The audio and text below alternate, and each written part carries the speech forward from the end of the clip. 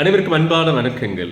சமூக ஊடகத்தினுடைய தாக்கம் நல்லதா கெட்டதா அதை பற்றி தான் எல்லாரும் டிஸ்கஸ் பண்ணிட்டு இருக்காங்க. பட் இன்றைக்கி நான் உங்களுக்கு சொல்லக்கூடிய விஷயம், சமூக ஊடகத்தினுடைய அடிமைத்தனத்தில் மூழ்கி கிடைக்கிறவங்க எல்லாத்துக்குமே சோசியல் மீடியா அடிக்ஷன் சொல்கிறோம்.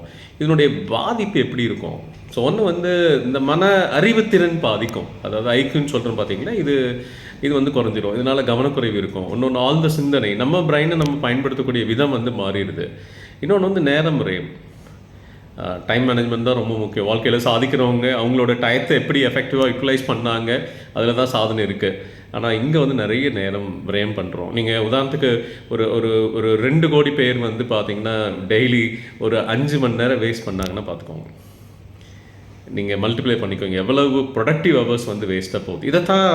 இதைத்தான் நாடும் சரி இல்லை பார்த்தீங்கன்னா ஒரு ஸ்டேட்டும் சரி பண்ணிச்சு அப்படின்னா அந்த ஸ்டேட்டோட நாட்டோட முன்னேற்றம் எப்படி இருக்குன்னு பாருங்கள். இன்னொன்று கண் அழுத்தம், ஆக்குலர் ப்ரெஷர்னு சொல்கிறோம். தேவையில்லாமல் மொபைலை க்ளோஸாக வச்சு பார்த்துட்டே இருப்போம். அது ஏற்படக்கூடிய அந்த ஆக்குலர் ப்ரெஷர் பார்த்தீங்கன்னா தலை, நரம்பு, உங்களுடைய கண் பார்வை எல்லாத்தையுமே பாதிக்கும். இன்னொன்று உணர்ச்சியோடைய சமநிலை சொல்கிறோம். அந்த எமோஷனல் இம்பேலன்ஸ் நிறைய பேருக்கு வரும். மன அழுத்தம் இருக்கும், பொறாமை இருக்கும், அடிக்கடி கோவப்படுவாங்க.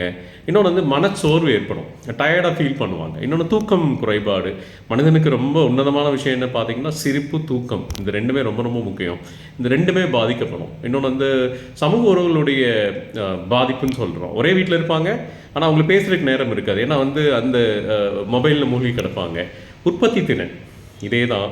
நீங்கள் எந்த ஒரு சமூகமோ எந்த ஒரு நாடு அவங்களுடைய அடுத்த ஜென்ரேஷனை நீங்கள் ஒரு சோசியல் மீடியாவில் மூழ்கடிச்சது அப்படின்னா ஒரு சிலருக்கு ஆதாயம் இருக்கலாம்.